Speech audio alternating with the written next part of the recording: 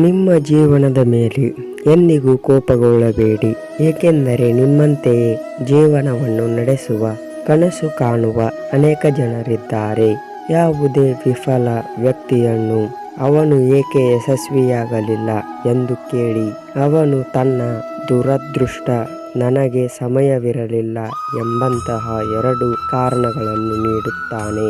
ಯಾರಾದರೂ ನಿಮ್ಮ ನಂಬಿಕೆಯನ್ನು ಮುರಿದರೆ ಅವರಿಗೆ ಧನ್ಯವಾದಗಳು, ಏಕೆಂದರೆ ಇವರು ಎಚ್ಚರಿಕೆಯಿಂದ ಪರಿಗಣಿಸಿದ ನಂತರ ನಂಬಿಕೆಯನ್ನು ನೀಡಬೇಕು ಎಂದು ನಾವು ಕಲಿಯಬೇಕಾದ ಜನರು.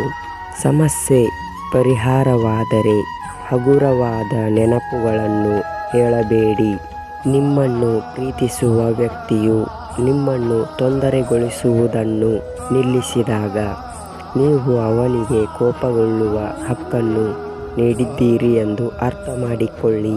ನೀವು ಸರಿಯಾಗಿದ್ದರೆ ಕೋಪಗೊಳ್ಳುವ ಅಗತ್ಯವಿಲ್ಲ ಮತ್ತು ನೀವು ತಪ್ಪಾಗಿದ್ದರೆ ನಿಮಗೆ ಕೋಪಗೊಳ್ಳುವ ಹಕ್ಕಿಲ್ಲ. ಗಾಳಿಯು ಒಂದು ದಿಕ್ಕಿನಲ್ಲಿ ಬೀಸಿದಂತೆಯೇ ಅದು ಕಾಲಕಾಲಕ್ಕೆ ಬದಲಾಗುತ್ತಲೇ ಇರುತ್ತದೆ. ಅದೇ ರೀತಿ ವ್ಯಕ್ತಿಯ ಭವಿಷ್ಯವು ಕಾಲಕಾಲಕ್ಕೆ ಬದಲಾಗುತ್ತಲೇ ಇರುತ್ತದೆ ಎಂದು ಶ್ರೀಕೃಷ್ಣ ಹೇಳುತ್ತಾನೆ.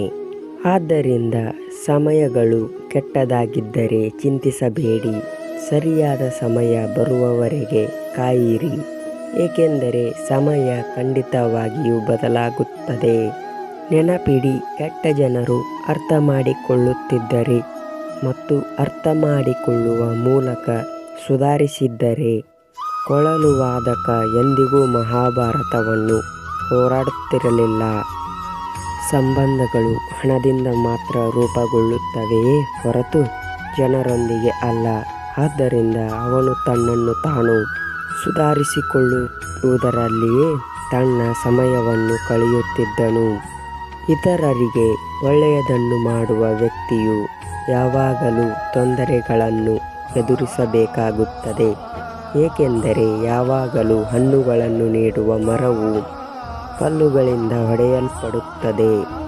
ಅಸೂಹೆ ಪಡೆಯಬೇಕು. ಶಿಕ್ಷಕರು ಕಥೆಗಳಿಂದ ಕೂಡ ಪಡೆಯಬಹುದು, ಆದರೆ ಮೌಲ್ಯಗಳನ್ನು ಯಾವಾಗಲೂ ಮನೆಯಿಂದ ಪಡೆಯಲಾಗುತ್ತದೆ. ರಾಜ್, ನೀವು ನನ್ನನ್ನು ಬೆಂಬಲಿಸಲಿಲ್ಲ ಅಥವಾ ಗಮ್ಯಸ್ಥಾನವು ಕಾಯಲಿಲ್ಲ. ಹಣವು ಒಂದೇ ಭಾಷೆಯನ್ನು ಮಾತನಾಡುತ್ತದೆ. ನೀವು ಇಂದು ನನಗೆ ಮಗುವನ್ನು ಖರೀದಿಸಿದರೆ ನಾಳೆ ನಾನು ನಿಮಗೆ ಮಗುವನ್ನು ಖರೀದಿಸುತ್ತೇನೆ. ಹಣವು ಮತ್ತೆ ಹೇಳುತ್ತದೆ, ನಾನು ನಿಮ್ಮೊಂದಿಗೆ ಹೋಗುವುದಿಲ್ಲ, ಆದರೆ ನಾನು ಕೆಳಗಿರುವವರೆಗೆ ನಾನು ನಿಮ್ಮನ್ನು ಮೇಲಕ್ಕೆ ತೆಗೆದುಕೊಳ್ಳುತ್ತೇನೆ. ತಾಳ್ಮೆಯಿಂದಿರಿ, ಏಕೆಂದರೆ ನಿಮ್ಮನ್ನು ಬರೆದವನು ವಿಶ್ವದಲ್ಲಿಯೇ ದೊಡ್ಡವನು ತೆಗೆದುಕೊಂಡಿದ್ದಾನೆ. ಧೈರ್ಯ ಕಳೆದುಕೊಳ್ಳಬೇಡಿ, ನೀವು ಬಹಳ ದೂರ ಹೋಗುತ್ತಿದ್ದೀರಿ, ಈಗ ಅದು ನಿಮ್ಮ ನಿಯಂತ್ರಣದಲ್ಲಿಲ್ಲ ಎಂದು ಹೇಳಿದವರು ಅವರಿಗೆ ಸಹ ತೋರಿಸಬೇಕು. ನೀವು ಸಂಬಂಧಗಳಿಗೆ ಬೆಲೆ ಕೊಡಲು ಬಯಸಿದರೆ ಅದನ್ನು ಸಮಯಕ್ಕೆ ಸರಿಯಾಗಿ ಮಾಡಿ, ಇಲ್ಲದಿದ್ದರೆ ಸಂತೋಷವು ನಂತರ ಬರುತ್ತದೆ. ಮರಕ್ಕೆ ನೀರು ಹಾಕುವ ಮೂಲಕ ಹಸಿರನ್ನು ನಿರೀಕ್ಷಿಸುವುದು ನಿಷ್ಪ್ರಯೋಜಕವಾಗಿದೆ. ಒಬ್ಬ ವ್ಯಕ್ತಿಯು ದೀರ್ಘಕಾಲ ಯಾರೊಂದಿಗೂ ಕೋಪಗೊಳ್ಳಬಾರದು ಎಂದು ನಾವು ಒಪ್ಪುತ್ತೇನೆ, ಆದರೆ ಇನ್ನೊಬ್ಬ ವ್ಯಕ್ತಿಗೆ ನಮ್ಮ ಅಗತ್ಯವಿಲ್ಲದಿದ್ದಾಗ ಸಂಬಂಧವನ್ನು ಕಾಪಾಡಿಕೊಳ್ಳಲು ಅವನನ್ನು ಒತ್ತಾಯಿಸುವುದು ಎಂದರೆ ಅವನು ಶ್ರೇಷ್ಠ ಎಂದು ಭಾವಿಸುವುದು. ಬುದ್ಧಿವಂತ ವ್ಯಕ್ತಿ ಮಾತನಾಡಲು ಬಯಸುವವನಲ್ಲ. ನಿಜವಾಗಿಯೂ ಬುದ್ಧಿವಂತ ವ್ಯಕ್ತಿ ಯಾವಾಗ ಮೌನವಾಗಿರಬೇಕೆಂದು ತಿಳಿದಿರುವವನು. ಆದರೆ ನೀವು ಮರವನ್ನು ಕತ್ತರಿಸಲು ಸಾಧ್ಯವಿಲ್ಲ.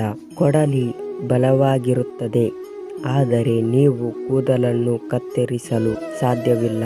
ಅದೇ ರೀತಿ ಒಬ್ಬ ವ್ಯಕ್ತಿಯು ತನ್ನ ಸ್ವಂತ ಸಾಮರ್ಥ್ಯಕ್ಕೆ ಅನುಗುಣವಾಗಿ ಉತ್ತಮ. ಅದಕ್ಕಾಗಿಯೇ ನಿಮ್ಮನ್ನು ಬೇರೆಯವರೊಂದಿಗೆ ಎಂದಿಗೂ ಹೋಲಿಸಿಕೊಳ್ಳಬೇಡಿ.